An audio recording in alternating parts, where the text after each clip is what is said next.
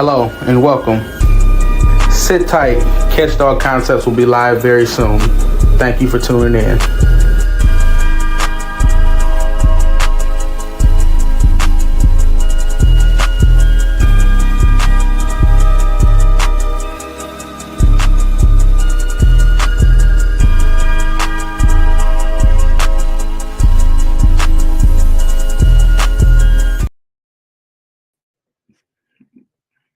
Catch Dog family, how y'all doing? We got a little week show. I ain't did one of these in a minute. You know, I'll be tired, but we on here. We got David Ishee of Midgard Mastiffs. We're gonna get right into it. How you doing, sir? Doing good. How about you? All right, I'm all right. I'm blessed and highly favored. So I think we're gonna get right into it. So talk about your first experience with dogs and kind of what made you want to do as well as animals. You know, I kind of want to hear that side of it too. But yeah, talk about dogs, animals, your first experience and how you got into the Midgard Mastiffs. Sure. So dogs in general. I was raised with dogs, breeding dogs mostly. So my great grandfather was a hog farmer. He had dogs and he liked, fox hunting, and he had foxhounds and things like that. And my grandfather had beagles, and he started a line of beagles that my dad bred, and me and my brother bred as teenagers. And, so I just grew up having litters of puppies and always being around dogs and Right. Shaping them over the generations to be what you want. And so what got me into the Mastiffs was I was living in Jackson, Mississippi, in one of the less safe parts of town. Right. And one night, somebody rattles my doorknob, and I go down to I see them on my security camera, and I go down and I see two guys, and I got this glass door, and they're working on the knob. And when I round out of the kitchen, and they throw up a shotgun and point at me. And these guys are in ski masks, point at me and point at the floor, telling me to lay down. So I run back to go get my shotgun. And by the time I get back, they were gone. Oh man. So I told, my wife was nursing my son at the time. He was a baby. And so get the kids, get in the back room, lock yourselves in, call the police. Police come a couple minutes later. Can't find anybody, obviously, but they said they were just at my neighbor's house. They'd gone from my neighbor's house to my house. They were just going up the street like they're trick-or-treating. Wow. Just robbing people. It was jugging. Wow. Yeah. And so I was like, okay, if I hadn't been here, they'd have got in my house. Right. And the first thing they would run into is my wife breastfeeding a baby on the couch by herself. So I couldn't have that. Right. So I was like, okay, my wife went to her parents' house that night, and she was freaked out. My oldest had nightmares for years about when the bad men came. So I sat there in a chair in my living room all night with a shotgun in my lap. Yeah. Thinking about what I should have done better. And one of the things I came to is I need somebody here who can do the job if I'm not here. Right. And so that's a dog. And I need a real serious dog that could really do the job. And my neighbors growing up had Neapolitans, big, scary Neapolitans. Yeah. I remember running about a quarter mile from one time with them close on my heels, and they were terrifying. Oh, man. But so I started looking into, I need some big dogs, and just could not find a big dog that reminded me of what I knew years before. Right. So, I kind of leaned on my background breeding beagles. And I was like, well, if I can't find the dog I want to make it. Yeah. Yeah, I like that. That's fire. Okay. So what breeds did you implement to create the Midgard Mastiff? At this point, so this is 16 years later, there's Dane, Pitt, Neo, Bull Mastiff, Bordeaux, American Bulldog, and Tosa Inu. Oh man. Oh yeah, you got some, man. I didn't know all that was implemented. Yeah. So a lot of that's not me starting from pure putting them in individually. Some of it is, some of it isn't. Some of it's crosses. Like the Tosa comes from Chimera Kennels. So from Lee Rollins. Oh, okay. Chimera Kennels. American Sentinel. Yeah. get him back on an old name for his kennel. But yeah, his Tosa Inu blood came through Lynn, which we bred to my Neapolitan Achilles, and then I took a daughter out of that, and he took a son. And so that's how the Tosa came into my line. Right. Okay. Right. Yeah, I noticed Lee has kind of like a Tosa. I mean, not a Tosa, Neapolitan type Sentinel. Like I can kind of see it a little bit. Yeah. Which some of that comes from Achilles, and he also had one named Sandman that he used, and Levi also had some Neapolitan blood in him. Man, I love to get Mr. Robinson on here. That'd be amazing. But we're gonna say that for another time. If you can't tell him, come on over here. I appreciate that. So what were some differences that you may have saw in the Mastiffs before when you were younger to the ones now? And were you around that? Did you notice the shift in the breeds and kind of what they were doing at that time and how they changed in weight, structure, all of that? Yeah, I mean, I think some of it was that the ones I knew were already throwbacks, because my brother ended up getting a puppy out of that pair of Neapolitans that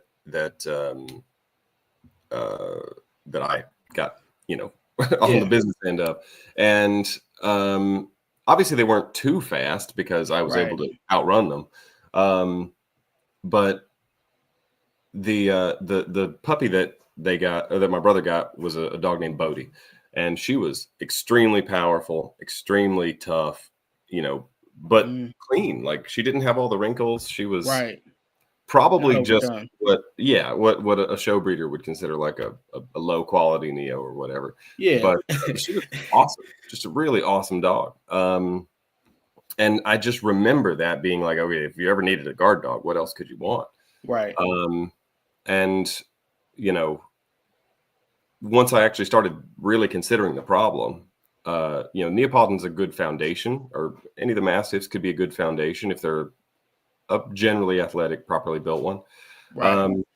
But the more I got to know about wild animals and how they work and biomechanics and stuff like that, the more I was like, okay, well, I can do better than a Neapolitan. I can make a dog that's faster, stronger, because if a dog seriously needs to be able to engage a man and win, it has to be tougher than a man. It has to be able to deal more damage than a man. It has to be faster than a man. It has to be more agile than a man. It has to be able to do these things, because if the dog can't jump on a 2-foot obstacle, but a man can, well, then the man's going to jump over a 2-foot obstacle and the dog's stuck. Right. So a real working dog needs to be able to outperform a human at every physical task, because they're not going to do it mentally, but they need to be able to do it all physically. Right. The only thing they're not going to do is outclimb us, but that's what you can do. Oh, yeah. So are you adding some new things, or are you line breeding and then outcrossing a little bit? I'm never against the prospect of outcrossing. My general philosophy for breeding is take greatness wherever you find it. Right. So if I run, like, that's why I'm not terribly breed specific. Like, people ask me, why have you never used a Dogo, or would you ever use a Corso, or you sure, I'd use anything. If you bring a great dog and put it in front of me, and this dog is just amazing, yeah, sure, I'd love to breed amazing.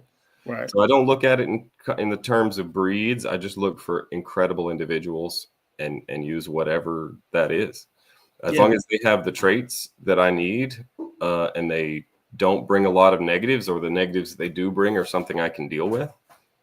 Yeah, greatness is greatness. I'll take it for sure. So when you are breeding, I noticed you have some dogs that are merle within a Midgard Mastiff. So how do you safely breed around that, or breed with that inside the dogs? Sure. So the merle in my line comes from the Dane. Specifically comes from a Dane named Caesar, who was a Harlequin. Now, he was a skinny, leggy, sort of American style Dane, but his mind was one of the toughest and most aggressive Great Danes you've ever seen anywhere. But he needed work, right? So again, this is one of those compromises things. Because he's skinny and this sort of American shape of Dane. Yeah. He was crossed with an American Bulldog, and he was crossed with a Dog de Bordeaux. Okay. And those crosses weren't done by me, but his sons, Domino and Raheem, were both excellent dogs. And they were half Dane, half these other dogs. Yeah. These other breeds. And so they were much more balanced, but they had balance, they had toughness, they had great minds, they had a lot of great things. Both of those dogs happened to be Merle. Okay. So I bred them. And then Domino produced Osiris, which is probably one of the best band dogs I ever bred. Yeah. And I heard Lee say that as well. Yeah. And obviously I'm going to use him a lot. So I end up with a lot of Merle. Right. So the way you handle Merle safely, like I probably know more about the genetics of Merle than well, hell, any other breeder probably. But the, I mean, that sounds whatever, but like, you know, I can point to the mutation. I've looked at it on the dog genome. Right. I know exactly what it does. It's a transposable element that jumps into the poly A tail. So at the end of genes, there are these poly A tails, so polyadenylation. So it just adds a bunch of A's to the end of the RNA to help stabilize the end of the RNA. Well, this little sequence jumps into that and causes a mutation. And that mutation shortens that tail, and that destabilizes the RNA. So that means you get less expression of the genes required to make pigment. So you get a dog who makes less pigment than normal. So you get a gray dog. And so you expect the dog to be gray, except that transposable element is unstable. It by its nature, it's a jumping gene. It's almost a sort of parasitic thing that forms naturally inside our genes because of just the way things work. There's thousands of them. They're perfectly normal. A big chunk of our genome is just copies of over and over and over again of these transposable elements. Just well, it can jump out. So while the embryo is developing, that gene can just jump out. And so it restores it back to pretty close to its normal sequence, which means the tail is now normal length and the gene works normally. And so those cells, that cell and cells descended from that cell will be black. So you have a gray dog with a little patch of black that grows as the embryo grows. And so you get a bunch of those. So each spot on a Merle dog is a separate mutation where that gene jumped out an individual time. So you can see how frequently it jumps out. And so it starts out, it's either in the egg or the sperm in there, and then randomly jumps out. And so that determines how big the spots, the earlier it jumps out, the bigger the spots, because they have more time to propagate cells. The later, the smaller the spot. And so it happens a ton. And that's doesn't really cause a problem until you have two copies of it. Right. Okay. Having two copies of it affects the way certain stem cells that are used in early embryonic development migrate and what they do. So those cells then never reach and develop into cells that are used in the inner ear and the inner eye. Right. Same thing you see with most forms of white. So anything that causes a dog to be extreme piebald, so they're just solid white or pretty close to solid white, will do the same thing. That's why if you look at like a deaf dog rescue, you'll see just a bunch of white dogs and then old dogs. And pretty much all the deaf dogs are white. So extreme whiteness caused by whatever causes deafness and blindness, because those same cells, the neural crest cells, are involved in formation of the eyes, the ears, parts of the brain, and pigment. So mutations that negatively affect those cells knock out pigment. And if you select for it over and over, you can end up knocking it out a little too early. But the key with Merle is don't breed two Merles together. If you don't breed two Merles together, you get one copy of it. It's fine. I've done it a lot of times. I've never had a blind dog or a deaf dog. If you breed two of them together, the only thing you have to be careful of is sometimes it's hard to see. So if you have a Merle dog who carries the Merle gene but has no black in the coat, and this can also be brown, right? So like there are genes that mutate the black into brown, just like a chocolate lab, right? And if a dog has those genes, then you may, then the Merle will also affect that. That's how you get like red Merles and things. Yeah. But if a dog is just like a sable, like they're just like a red dog with Yeah. no black, no brown anywhere, merle doesn't affect that. So the dog could have the merle gene, and even though it's dominant and should express, without some kind of black in the coat, there's nothing to modify and there's Right. nothing to show it. So you breed that dog to a merle dog, and now you end up with double merles, not expecting it. So those are like cryptic merles, they call them. So just hidden. Or if a dog's all white, like so let's say the dog's piebald, well, you wouldn't necessarily see merle in a piebald dog because he doesn't have any black. Okay. You just have to be careful and understand how it works, and then you can breed around it. And I understand some people want to just eliminate it, and it's reasonable to just eliminate it over time, because then you never have to worry about, should I breed these two dogs? Because there could be a situation where I have an amazing merle male and an amazing merle female, and I would love to put them together, but I just can't. Yeah. But if I with the amount of Osiris blood that I used, basically, it's gonna be a while before I can eliminate merle. Yeah. But it's not. I don't select for or against colors unless I have a really strong reason to. And merle's probably the strongest reason to eliminate. But Right. that's why I have dogs of every color. My litters just be all kinds of colors. Rainbows. Yeah. Okay. That was a great explanation. I mean, I would, I'd say you're a great person to interview because I knew you would just go into depth on the questions I had. Well, I'll try not to get too sciencey too much unless. Okay. Yeah. I mean, I got it, but some people you might have to tone it down a little bit. But that was pretty good though. So what did you take out of all the breeds, and what did they bring to the table to create a premier family guardian? Nice. I like your phrasing on there. So the as far as what trait comes from what breed, it depends. There's a lot of things, and there's a lot of traits that are repeated. So, for example, leanness, right? So like a leanness of body. You could get that from a pit bull. You can get that from an American bulldog, and you can get that from the Great Dane. So they all kind of come. That trait kind of comes from those three breeds. Right.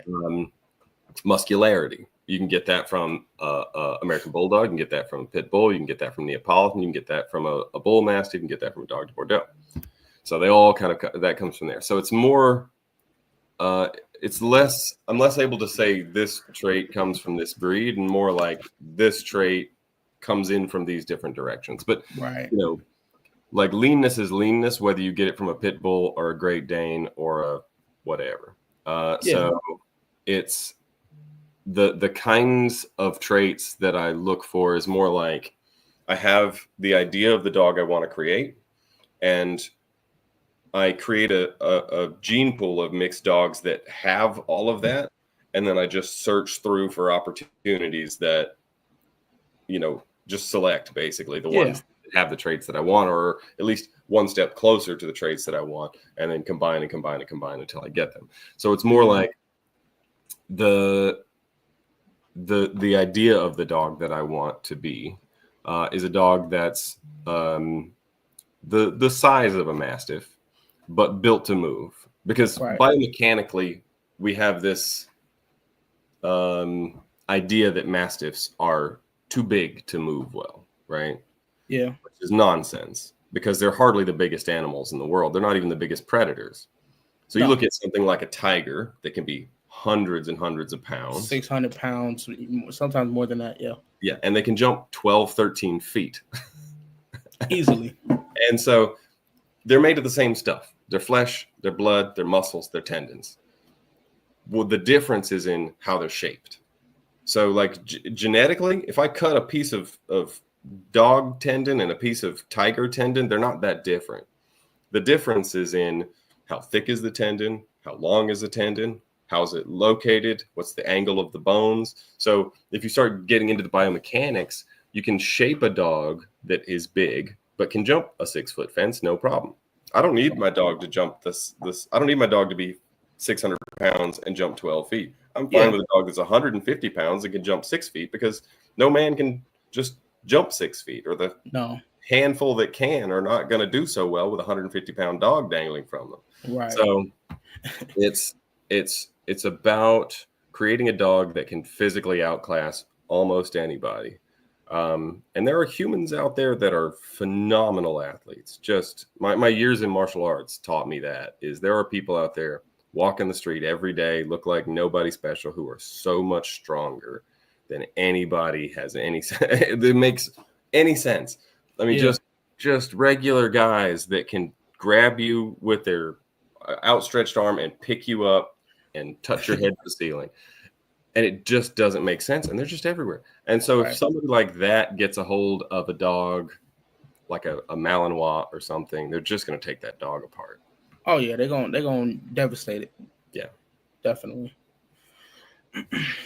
Like I said, I mean, you hit them questions. You hit them questions hard. I love that. So so can you talk about how you and Lee Robinson met and became friends, and talk about maybe some of the work you guys did and some things he might have showed you? Totally. So yeah, Lee's awesome. He's been doing it longer than me. And he's been doing this for a long time, and he's great. We got slightly different programs, so we have a lot of overlap in the things that we want to do and believe. But and he's got a scientific background also, right? Yeah. But we have slightly different goals, so we kind of like narrowly diverge. Right. And so our dogs are a little bit different. But yeah, we met because my neighbor, when I was living in Jackson, had some dogs. And they actually had some dogs from him. And we're not treating them well. And someone came to get a dog from me after I'd started breeding and recognized them. And I'd never heard of Lee. I just thought there were some other dogs. Yeah. And the guy had also spoken to Lee. So he had come to get a dog from me. He'd also talked to Lee and had gone back and forth. Well, he called Lee and was like, hey, this guy is not taking care of your dogs. Well, Lee comes up there and checks on the guy. He's like, hey, somebody told me these dogs are being badly treated, and like no water. Just, my neighbor was kind of a thug, but the guy. So Lee goes back there and he like takes care of the dogs. He like cleans up and does things. It tries to like work with the guy and educate him. And then he came over and talked to me and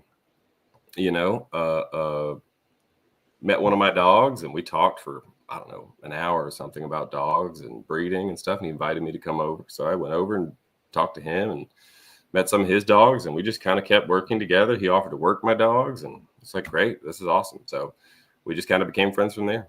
Right. Okay. Nice. That's nice. That's a nice story. Yeah. So, I mean, you kind of was going to touch on it, but what's the difference between your dogs and his? So the big difference that most people are going to be able to really get out of the gate is they're different sizes. The size range has fallen. He has some bigger dogs. He's made some mastiff sized dogs. He likes a lot more pit bull blood than I do because his goal isn't to make a mastiff. My goal is to fix the mastiff. His goal is to make like his version of like the perfect bandog. Yeah. Which doesn't necessarily mean a lot of mastiff. So to achieve my goals, I have to have them a certain size. And in my opinion, I think I estimate the value of size higher and toughness and robustness because of what I've seen humans be capable of. Yeah. The amount of damage a man can deal and the amount of damage a man can take, especially like most men, 99% of guys out there. Yeah. I mean, any dog is going to beat their ass, but there are some men in this world that just will take a dog apart. Right. And you need a hell of a dog to fight a big, powerful man. Oh yeah. And I could not. And this is supposed to be the front and back line of defense between my family and bad situations. And yeah, the two guys who tried to get in, it was two guys with sawed-off shotguns. So I need a very serious big deterrent also, Right. and the dog needs to be able to take damage, a lot of damage, and that takes scale. Now Lee wants to make a dog that he feels is more practical, has more staying power, won't exhaust, things like that. Yeah. So it's just, I think we're breeding for slightly different situations. His dogs are going to last longer. They're going to have a lot more wind because some of them are really high game pit percentages and Right. they've just got crazy endurance. Yeah. Um, and he's got dogs that will, they're going to have higher prey drive than mine. For sure. And they're going to have a lot more quickness. Straight line speed. I don't know. We've never done like a dog race, but Yeah. I'd say mine. We're probably pretty close in straight line speed. Mine are fast, because speed gives you impact. Yeah. Yeah. Speed gives you force. A big dog hitting you at 38 miles an hour. I don't care Oh who my you are. God. Off your feet. So yeah, but quickness, the ability to like rapidly change direction, that's a physics problem. You just Yeah. can't do it as fast. But if the you're just optimizing for slightly different objectives, and so his Right. are smaller, lighter, more pit like. Mine are more mastiff like. Yeah. Okay. Okay. So, so I know we talked a little bit, but you're familiar with the craze of the band dogs Oh yeah. of today. Um, I think there's a lot of non-purposeful breeding, which is in the, in the standard of what a band dog was and is. It had to be a working dog. It was a cross, and it had to be a working dog. But I see some people recreating breeds or kind of using some of the same things that people, some of the same breeds or the same types of dogs that were used to create breeds that we have today. Um, Yeah. what is your stance on the use of the term band dog and people saying they have band dogs? So, back in the day, I spent a lot more time on the forums and arguing with people about this. Yeah. I finally just kind of gave up, really. But I used to not call mine Midgard Mastiffs. I used to call them bandogs. Okay. Because honestly, I think bandog is a more correct term. Right. It's an ancient word. It goes back to the Middle Ages. It just means a tied dog. A dog on a Right. chain, basically. And it wasn't a breed. It's never been a breed. No. It's not even a specific cross. That's sort of a modern idea. Because you can't have specific crosses unless you have specific breeds to cross, which Right. is also a modern idea. And so they were just a type. And there's even a pretty famous drawing called the bandog of a dog that looks like a collie cross of some sort. And so calling something a bandog is kind of like calling it a hog dog, Yeah. or a guard dog, or a watchdog. So if you've got a dog that watches and you call it a watchdog, great. If you've got a dog that hunts and you call it a hunting dog, great. If you've got a dog that does what band dogs do and you call it a band dog, I'm happy for you. I'm not a sort of a breed purist, Yeah. If somebody had some kind of lab Doberman cross that was, that was doing the band dog work. Yeah. Okay, let's do it. But if you've got like a Neopit cross, your 25, 30, 75 cross thing that you could, and it's never seen any action. None of its ancestors have seen any kind of work in 100 generations. That's not a band dog. Right. It's just some crossbred dog that you are giving a name. And to me, it's just, I just think of it just like, guard dog, watchdog. Right. So, to be a band dog, it has to do band dog things. And I think it started, the whole band dog craze is actually older than you think. Because there were people I mean, in the 90s doing band dogs. Yeah. Not many, but it's gotten bigger, obviously. Yeah, Um, definitely. and a lot more people have gotten onto it. I think it's good and bad. So I think people being on the band dog craze might be better than being on the purebred craze, because at Definitely. least it Yeah. doesn't encourage a lot of inbreeding. Right. But people being on the band dog craze also kind of dilutes what a band dog is. But Right. I think that happened a long time ago, which is why I quit calling mine band dogs and started calling them Midgard Mastiffs. Mm. Because I saw so many people who were like, "Oh, I have a Corso oldie cross that was an accident over at my brother's. What do you call this kind of band dog?" It's like nothing is not You a call it band a dog. dog. You call it a dog. Yeah. Yeah.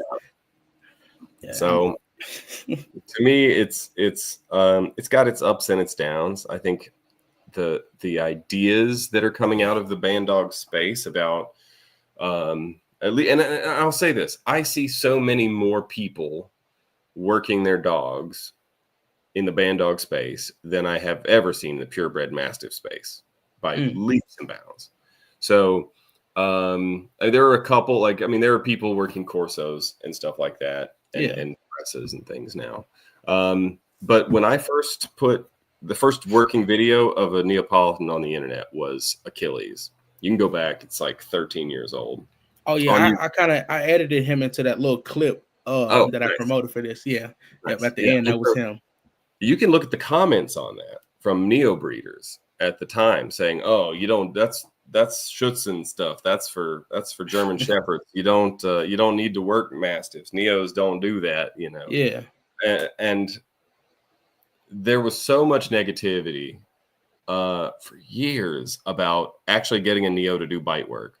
And people said I was lying and said, he all this stuff, And so and what people didn't even see how well he did, really, because they see the bites and stuff like that. They don't know how long he did the care. He actually had a surprising amount of prey drive for a Neapolitan. Mm. Um, but his, but yeah, I mean, and then a few years later, a couple more people started putting out working videos of their Neapolitans, and a few more. Now it's not strange, for people to have working Neo videos out there. It's Yeah. unusual. The vast majority of people don't, but you don't get the same kind of hate and pushback as Right. you. And I think a lot of people. So I think the idea of working these working breeds is growing, and I think some of that's from the band dog community for sure. Definitely. Because before they were just show dogs. It was like the only justifiable reason for ever having them, according to a lot of people, was just to show them. And Yeah. so working them is the worst thing you could possibly do to those people. And so we just sort of circled around, kind of back to their original purpose a little bit. And I think that's great. And I think, I've seen, I put up all my arguments on my website for how to build a dog and why I built them the way I did, and what I think about breeding and training and all these sorts of things years ago. And I just kind of had let it go. And I Mm. eventually started seeing my own ideas pop up in other people's arguments. Yeah. People be arguing with each other on the internet. And there used to be so much bizarre mythology in the you can go back to like some of the old dog breeder band dog forums back in 10 15 years ago. I look And at some of them. yeah, there's really strange ideas. People talk about, English bulldogs have the folds and wrinkles on their face to channel blood away from their eyes so they can see while they're just spraying blood everywhere. It's like, have you seen an English bulldog? And then the craziest thing is all the arguments about like underbites and all this stuff. Like underbites are superior. It's like, yeah, because when the teeth don't line up, it really gives you a great bite, and all this sort of stuff. It's like just. And so I put all that out there, but so much of that has changed. And I think, there's a chance that if I were me then, when I first started, I might not have started now. I might have just looked around at all the different band dog breeders and found somebody that had something I liked. So I do think a lot of progress has been made in the last 15, 16 years. But at the same time, I think there's a lot of people just bandwagoners, but Yeah. I think enough years of slowly pushing, especially like with me, Lee, and a few others, of just being some of these concepts of like they're working dogs, they're not just some cross. Because even you go back to like Lucero and stuff like that, like he worked some of his dogs, but he mostly promoted it as the cross. And the trouble was that started to sort of become the norm of how people thought about it as a neo-pit cross. And it's not. So, yeah, it's before that, it was a English Mastiff and a pit bull. Yeah. And I went over. I did like a reaction and an overview of the video with you and Lee Robinson, where y'all sat down and y'all were talking about bandog. It was a great video, by the way. But yeah, I mean, a lot of people don't know the history of some of the things that they're practicing now, and I think if we learn the history of things, it'd be real beneficial to everybody and what their programs are about and what they're trying to do. Totally, it gives you perspective. Definitely. My guy, NWA County Corso Joe, he said, is training a dog actually considered working a dog compared to how dogs have been previously used in society? That's a great question. So, you go back historically. There's most of the dogs historically didn't get worked, right? So they might be tied up and released to sort of guard the property and stuff like that. If anybody tried something, the dog's going to get a live bite. But if you depend on that, you're not going to get a lot of information. So like there are dogs of mine that I've sold to people that have live bites. There are multiple stories of people, and some of my dogs have been shot and stuff like that, and that gives me information. Like one of them got shot 3 times and survived. And oh man, so I mean, all this is like data for me as the breeder. Like these were good choices, these were not good choices, and I can sort of wiggle towards better. But without just putting your dogs on the battlefield, which you're not going to do as a private citizen, like you're going to have to get military contracts or something, or you're going to have to just try your best to get your dogs like in just the most dangerous cities you can find and just expose them to everything you can find. That's about as close as you can get to getting that kind of information. But if you want information every generation, you want information just over and over and over again, so that you can make small adjustments instead of just like, well, I did this for 5 generations and then one of them got a live bite, and I don't know, didn't do a good job, so I need to make some choices.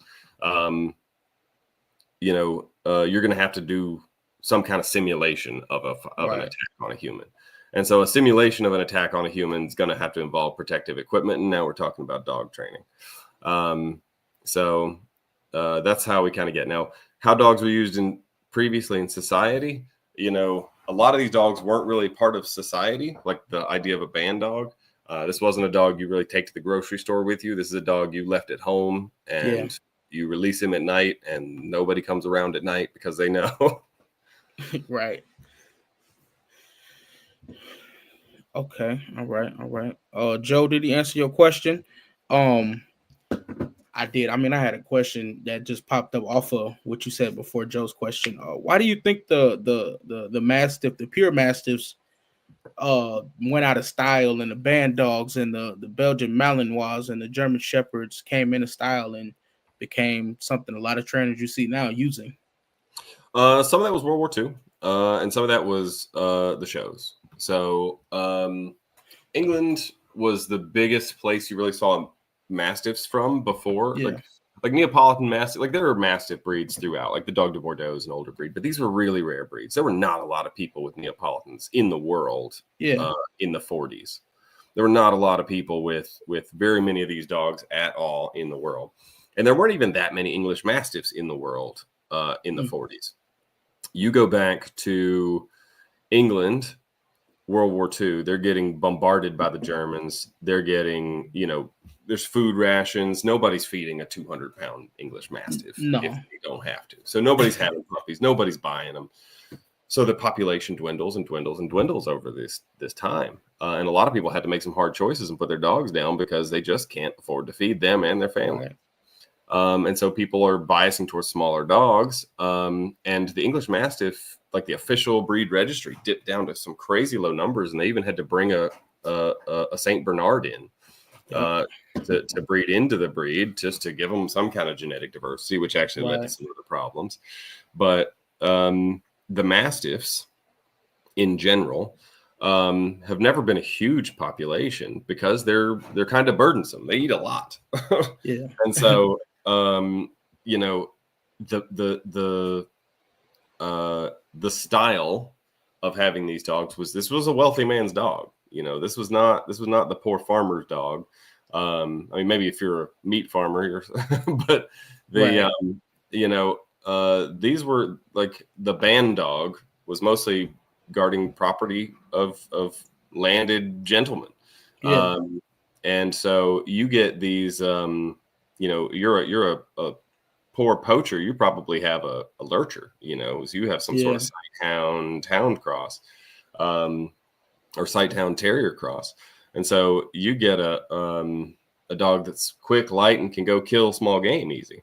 Because it wasn't even legal for you to kill a deer back then. Those are the king's deer. But if you go and look through the history, Mastiffs were things for, you know, kings and lords to trade with each other and bring to war and do these sorts of things with in gladiatorial arenas. Status symbol. Yeah, exactly. Because they're a big, expensive animal. Who has time for a big, expensive animal? And so nowadays, meat's at like all-time low prices, right? You can get a bag of chicken for $10. But the kinds of animals that became popular in military context, a lot of it came from, honestly, the Germans were doing a ton of popularizing the German Shepherd, which was a relatively new breed at the time. And the original German police dog was a Great Dane. I forget his name, but it like the original Schutzen dog, the first dog in Schutzen was a Great Dane. Right. And they eventually transitioned away from that because of all the Nazis, really, because they were like, we want a German dog, even though the Great Dane is a German dog. Yeah. They were like, we want something, I don't know, German in the name or something, even though they do call it Dutch Mastiff or Deutsch Mastiff. But the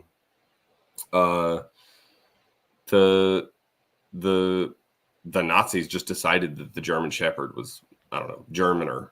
And so they became really popular with them, and they do a good job, you know, and so that helps. Like, as a police dog, as a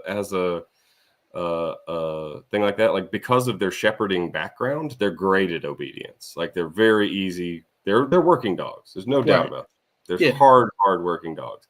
And I've seen some, I mean, probably one of the scariest herders I've ever seen was a Travarian that had significant rage problems.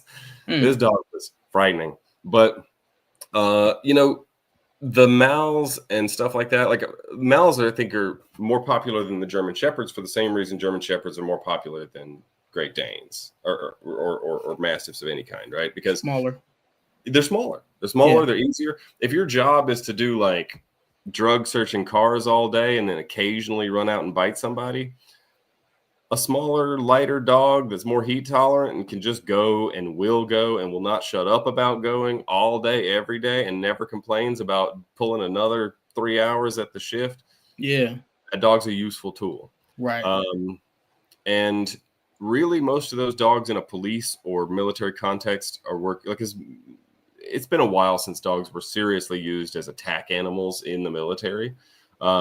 Even in urban combat, where you think it'd be really useful, they're mostly used for detection. You know, so they're mostly used guarding bases and sniffing vehicles and that sort of stuff, and sniffing for explosives on oil rigs and that sort of thing. So those kind of animals, you want compactness. You want a dog you can strap to your chest, parachute if you got to. Yeah. So there's a lot to be said for that, and there's their incredible work ethic, just absolutely incredible work ethic, huge amounts of energy, incredible intelligence. They have incredible capacity for just putting out huge quantities of work in a day. And if they need to fight a man, it's in the context of right beside an armed handler. So Right. if a police dog is chasing you, it's probably not just a lone police dog. It's a Yeah. police dog with an armed policeman 50 feet behind him. Right. If you turn around and start beating the dog to death, you're going to get shot. Yeah. So, Definitely. but in a home defense situation, there may not be anybody else. It may be your kids and your wife at home. And if the dog can't do the job by himself, then your wife has to step up. Right. And I don't want that. Yeah. So I need a dog that's doing a different job. And I think the reason they're more popular is because they fit the role better. And I think that specific breed is popular because they gained popularity. The German Shepherds did after World War II. Yeah. Throughout Europe. And a lot of people saw the Germans using them and they were effective. And then when they were using them, and they're like, these dogs do a good job. We'll just steal some and breed our own. And then the Mastiffs were too expensive to feed. So they just fell out. And people just have slowly come around to this isn't a one job dog. This isn't a dog that fits every job. This is a dog that does really good in a specific context, but in a different role, they're not ideal. Yeah. Okay. That was a heck of an answer. So in that video you stated about the Great Danes. I think it was an OFA study where they I think they did 100 dogs and they studied them. They tested their hips, I'm pretty sure, and elbows. Yeah, the OFA maintains sort of running statistics on hips and elbows in various breeds. But go ahead. But my point is the Great Dane came to 12.0%, which was a great score, and it was above, I think, the Rottweiler, German Shepherd, English Mastiff. So it's a better score. Giant Schnauzer. But what is your stance on the people saying that the Great Danes aren't what they were before? Oh, they're definitely not. I mean, none of the Mastiffs are, right? If they were, I wouldn't have to be doing this. I would just go buy a Great Dane. Right. Yeah, no, they're definitely not. It's very, very hard to find a Great Dane of quality. Just like it's very hard to find a Neo of quality or an English Mastiff of quality. The number of Great Danes that have greatness is so low, like so very low. And I totally understand why people don't want to use them because if I had not seen a Great Dane, I would not want to use them either. But like I said, I'm not biased against or for any particular breed. I'm just, if I see a dog with greatness, I'll use it. But I just happen to have run into some dogs that were descended from Great Danes and some dogs that were Great Danes. And the last time I used a Great Dane, I actually went looking for a Great Dane. And I called everybody in the tri-state area over about the course of a year, and tested various Danes and checked various Danes. It was a nightmare just to find a Great Dane breeder who was willing to come let me evaluate their dog. Yeah. And, not only was that dog solid and willing to work, but his daughter was solid and willing to work, and her mother was a mess. So if he could produce good with a mess, I know he could produce great with one of my dogs. Right. He did. So, though the Great Dane is definitely a mess, the Neapolitan's a mess. All the bulldogs are a mess except for the pit bull, really. I mean, the American bulldogs they've done a lot to restore them, but all the sort of like show breeds are a mess. Yeah, definitely. And so it's just there's so much work to be done to fix all of them, and it's I don't always know that it's worth the effort to fix them or just to make new breeds that are better. Yeah. So I'm not like y'all go get some Great Dane, but Great Danes have some good quality. So if you find a good Great Dane, there's something to be said for that Greyhound blood back in their ancestry. It does a lot for the soundness of their hips and joints because Greyhounds have no hip dysplasia at all. All the Greyhounds that had hip dysplasia died at the racetrack a long, long time ago. Yeah. Okay. So let me see. Pull my questions up. What's up, Petey? My cousin says explanation and knowledge leaves no debate. Yeah, that's a fact, man. You like I said, you really hit the nail on the head. Uh, so what is CRISPR and what are you trying to achieve with that company? Okay, so If you can talk CRISPR, about some of it. totally. There's probably a few things I can't talk about, but I'll get into what I can. So CRISPR is a Okay. gene editing technology. It's relatively new. It came out in 2000, I think it's 2014. The original papers were, but CRISPR is an acronym. It's clustered regularly interspaced palindromic repeats, because scientists are terrible at naming things. But basically, it's part of the bacterial immune system. So just like we have immune systems, bacteria have immune systems. And the way bacterial immune system works is because bacteria get viruses. In fact, most of the viruses in the world are currently killing uncountable numbers of bacteria all over the planet. And about half the bacteria in the ocean die every day from viruses. So this is this monstrous war. But also they reproduce so fast it doesn't matter. Right. So there's this terrible war between viruses and bacteria that's been going for billions of years. Well, the way bacteria fight viruses is they have little pieces of viral DNA in their genome, and they have a special protein, and that special protein is called Cas9, and there's a bunch of different Cas proteins, but basically it cuts DNA, and it's programmable. So it's a little piece of RNA that reflects that it's the same sequence as the virus DNA, and when you put them together, this little complex is now armed, and it knows what it uses the RNA to check. So if it ever sees a virus injects its DNA in there, and the protein comes along, and the sequences match, it's like, oh, I've got this little sequence here, and you've got this sequence here, and they fit together. You must be the virus I'm looking for, and it'll cut the DNA. And so when a virus injects its genes in there, these proteins are floating around just ready to chop it up.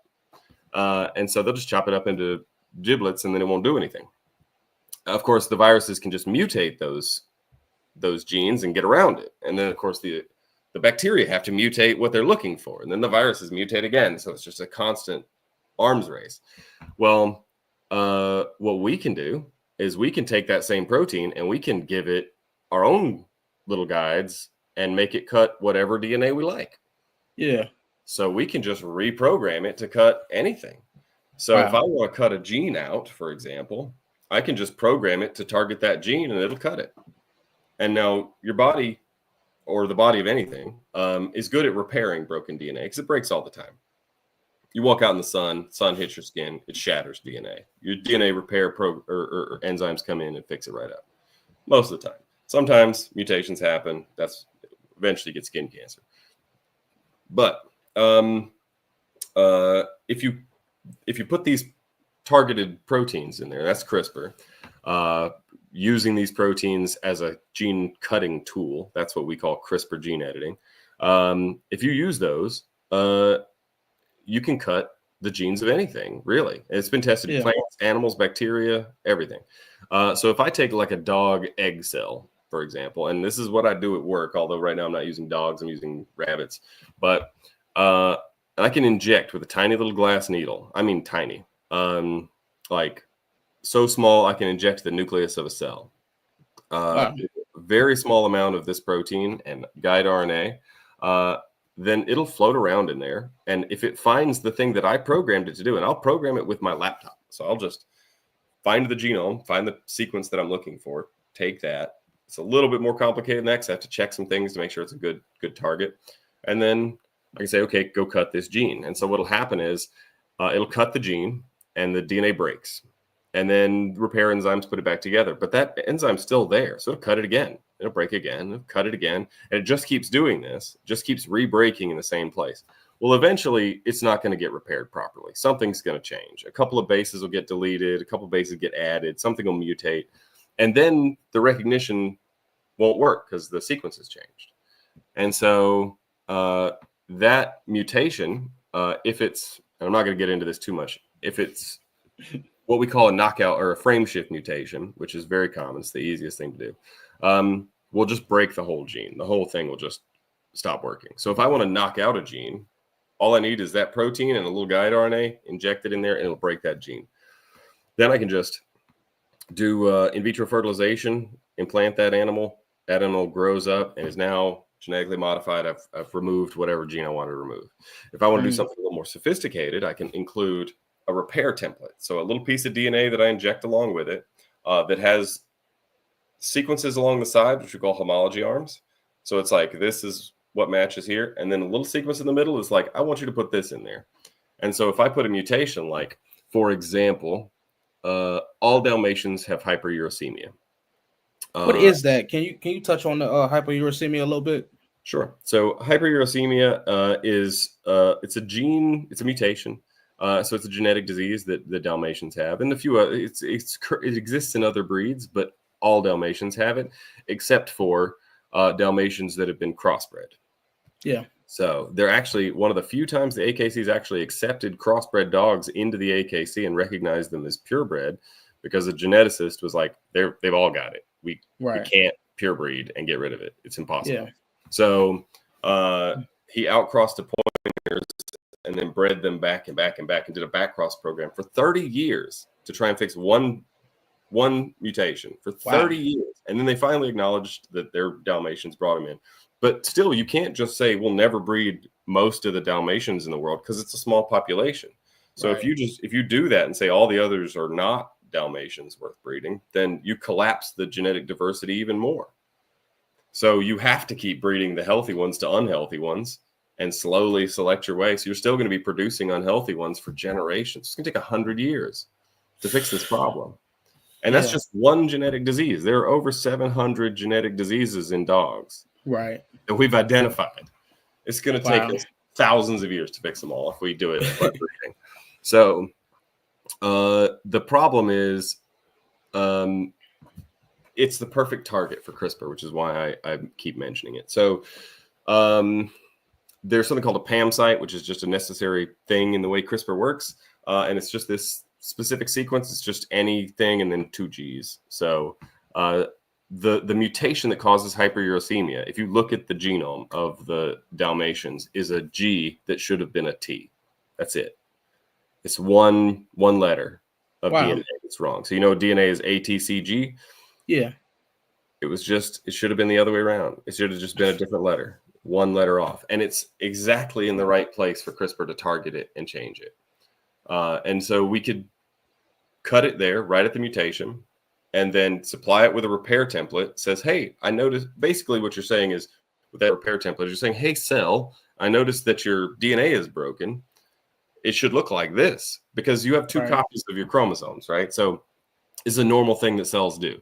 Like if you walk out in the sun and you take some DNA damage from sunlight, right? Well, let's say it's some gene on chromosome 7, right? Well, you have 2 copies of chromosome 7. One you got from your mother, one you got from your father. Well, if that gene's just spattered, how does your body fix it? It doesn't know what's supposed to be there. It looks at the other chromosome 7 and it goes, oh, okay, so this is how chromosome 7 reads. This is the broken missing bit. I'll just copy that over. And so that's called homology-directed repair. So we can just hijack that and say, okay, here's a bunch of DNA that looks like what should be there. And so it'll use that as the repair template. And so I can give it good copies and say, this is what it should look like, and then break the mutation. Yeah. And then it'll go, oh, this is what it should look like, repair it, and then it's gone. Now, the problem is that won't work on an adult dog, basically. CRISPR's too inefficient. It doesn't get every cell in the body. There are, like an adult human, there's 40 trillion cells. It's too many. You can't edit that many. But you can do 1 egg cell or 1 sperm cell and get them from the very beginning and grow that into a whole healthy dog. And so that's where you get into my work. Early on was with sperm-mediated gene transfer, which has been a nightmare. But now I'm mostly focused on embryo editing and egg editing, which luckily I work for a company now that actually funds my work. And so that's why I'm working with rabbits, because that's in line with the company's goals. But we're going to be moving on to dogs in the next little bit. And then I can do so much good. But you can also add genes, right? So I don't have to repair a gene. I don't have to just get rid of a mutation. I can also add things. So I could find a gene in another species that I like and put that in. A simple example would be I could put in green fluorescent protein, right? So that's GFP. You find it in a lot of species, copepods, jellyfish, all sorts of things, and it just makes things glow when you hit them with a black light. And so you could put that in a dog, and you'd have a dog that glows under black light. Wow. And it'd be a great demonstration of the thing. That's, in fact, well, I shouldn't go into that. That's probably, but this has been a thing I've done a lot in various species. Not in dogs yet, but I've done it in other species. And they glow. But what I can do is, you could add genes from, as a breeder, what you're really trying to do is you have a goal of what you want your organism to look like. And in this case, it's a dog. And so you're limited to just the canine genes. You're not even limited to dog. You could breed to jackals. You could breed to coyotes. You could breed to wolves. There are genes outside the dog that you could work with if you wanted to with just normal, traditional breeding. Yeah. And some people have. There's wolf dogs, and there's one particular breed of dog that has golden jackal DNA in it, I think, because they cross golden jackals in for scent work kind of thing. So there's a lot of options out there. But still, the amount of genes that are available to you is this tiny little circle of canines. But the amount of genes that exist in the world are enormous. So there are genes that can do incredible things in the cats, in the bears. And that's just expanding a little bit to carnivora. You could go out to fish, plants, fungus, bacteria. Wow. You could get genes from anywhere and put them in. You have to know what you're doing. Obviously, it's complicated to physically do, and it's also complicated to do it in a way that makes any kind of sense. But if you start looking at the genetic engineering literature, so much incredible stuff has been done with like mice.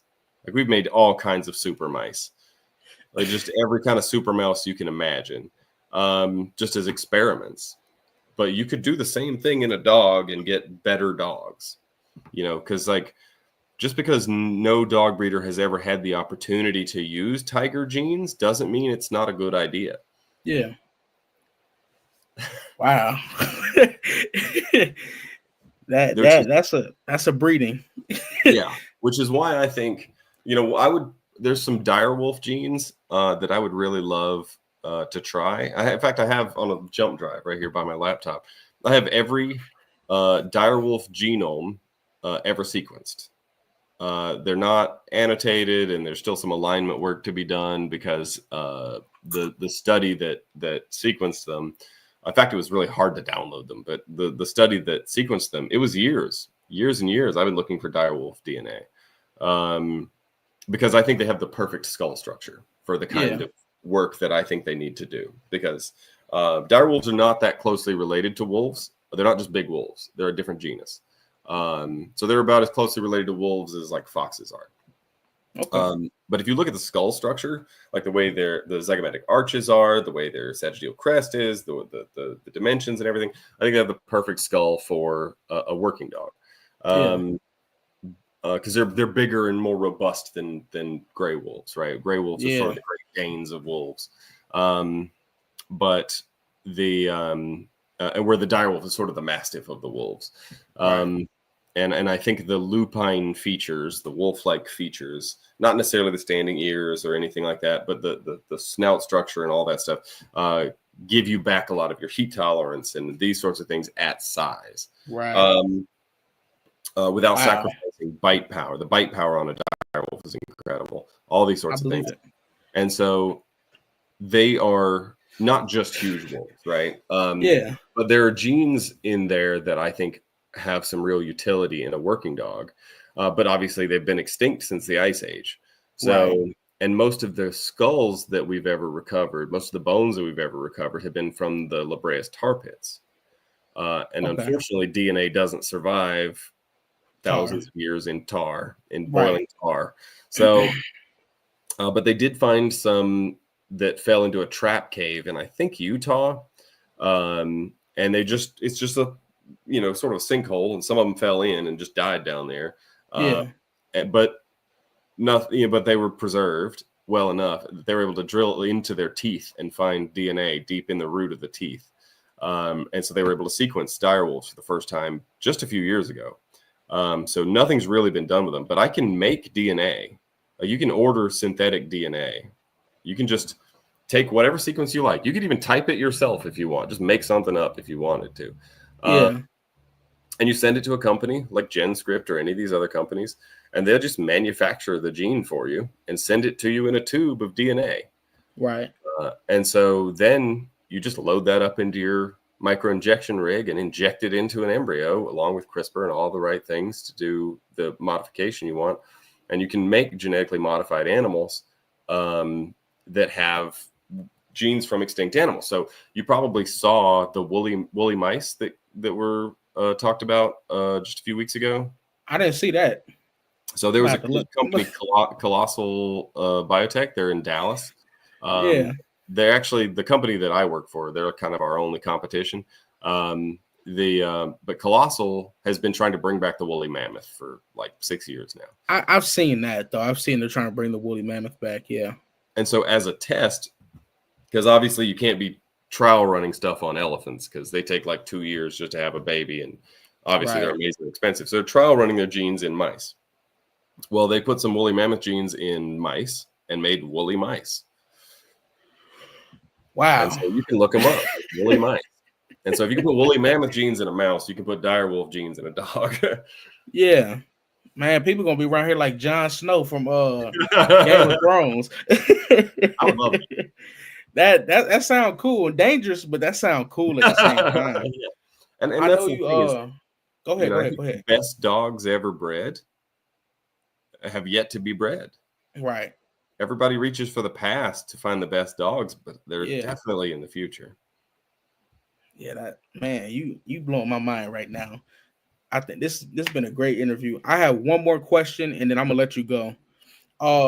So what do you think about people saying that dogs and wolves are just alike, or they're alike, so you can do some of the same feeding methods, or just they compare them a lot when it comes to care for a domesticated dog? What do you think about that? So I think there's some things that are true and some things that aren't.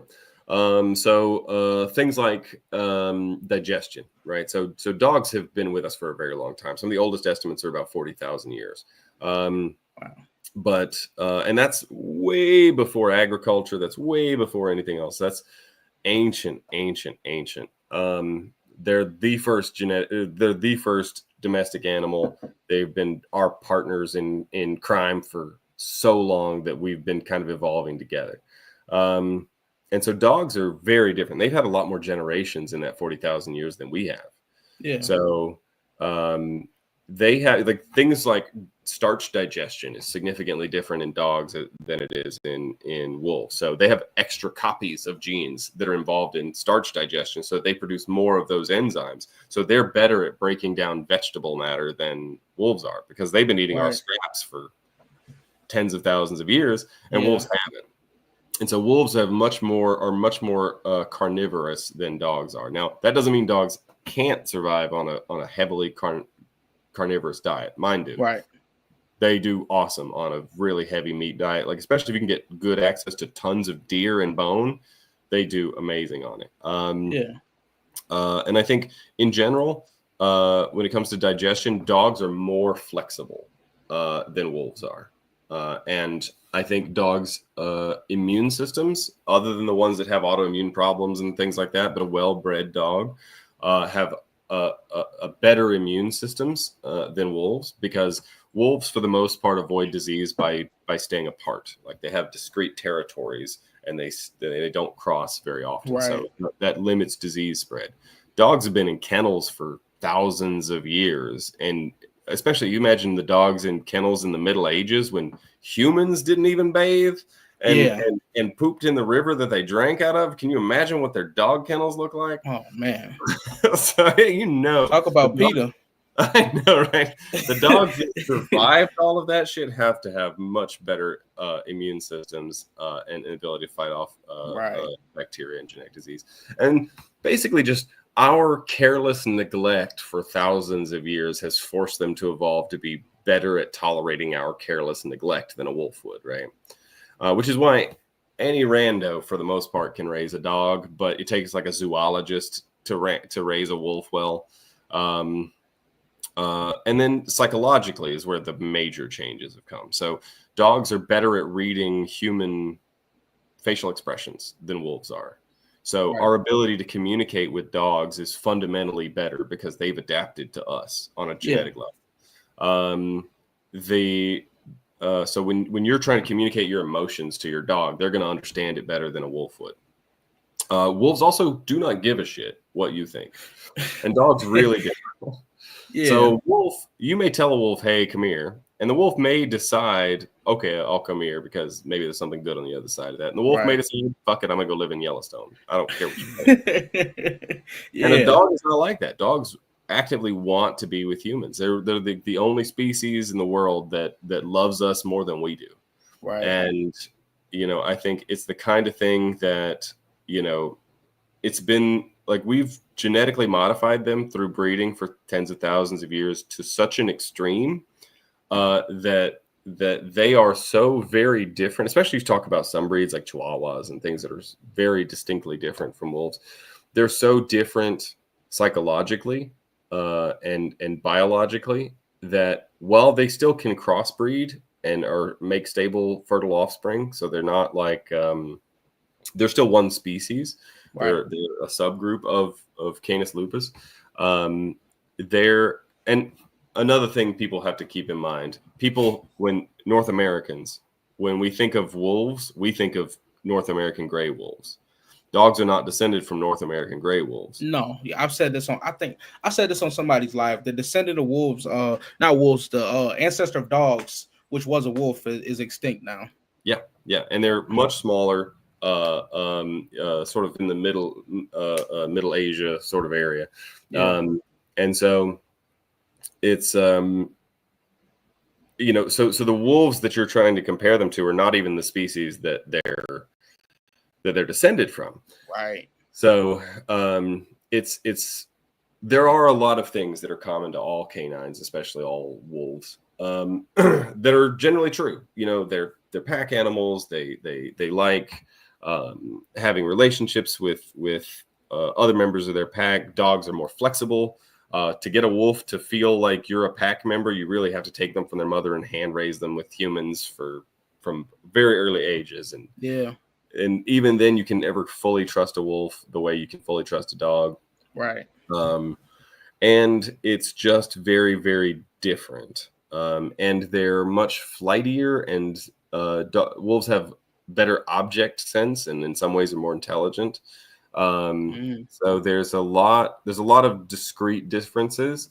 But it's like one circle is just sort of, they're just diverging. So there's still a huge amount of overlap, but there are some distinct differences when it comes to, having one in a domestic situation. Right. So, I think there's some people who take it a little too far and are like, oh, well, they have to do everything like wolves. And that's not generally true. Yeah. But they can do a lot of things like wolves in terms of how you raise them and communicate with them. That's fine. Because they still talk wolf. They still are wolves, but they're just very humanized wolves. For sure. Man, Mr. Ishee, I appreciate you coming on. I mean, this was a great episode. Fun. Thank you. It's been the most fun sort of podcast interview I've done in a while. Everybody wants to talk about the same thing so much. It's nice to bring it back to the dogs. Man, that's amazing to hear. Me and Mr. Ishee will be doing a part 2. This is part 1. We'll work on when that is going to get done. But like, subscribe, share. Go follow Mr. Ishee, Facebook, Instagram. I don't know if you don't have a YouTube, do you? I do. You do? Okay. What's it? I have one that's shoot, I don't remember. One's Midgard Kennels, I think, and one is or Midgard Mastiffs, and the other and that's got most of my dog videos. I don't upload much on it anymore. And the other one's more focused on the science stuff, but it got demonetized, and they deleted a bunch of my videos because they thought I was spreading misinformation about genetics because I'm doing it from a home lab and don't look like a scientist. So they took a lot of my stuff down, but Some of it's still up on Odyssey and some other places because I try to teach people how to do genetic engineering because it Right. actually isn't as hard as you think, and you can do a lot of it from home. Like you could genetically modify bacteria in your kitchen. It's cheap and easy. I mean, all Wow. you need is DNA and calcium chloride. You can, it's nothing. Okay. Yeah, we're gonna get into some of this stuff on this part too. But Yeah. yeah, I ain't gonna keep it too much longer. Y'all like, subscribe, share. Uh just put me in the algorithm and go follow Mr. Ishee. Mr. Ishee, it was amazing having you on. Thank you. Awesome. All right. We'll see y'all. I'm not sure what the next show is, but appreciate you, Joe. This was an amazing show. Y'all have a blessed rest of y'all week and let's get through it. And as always, let's continue to better our minds and dogs, people. I'm out.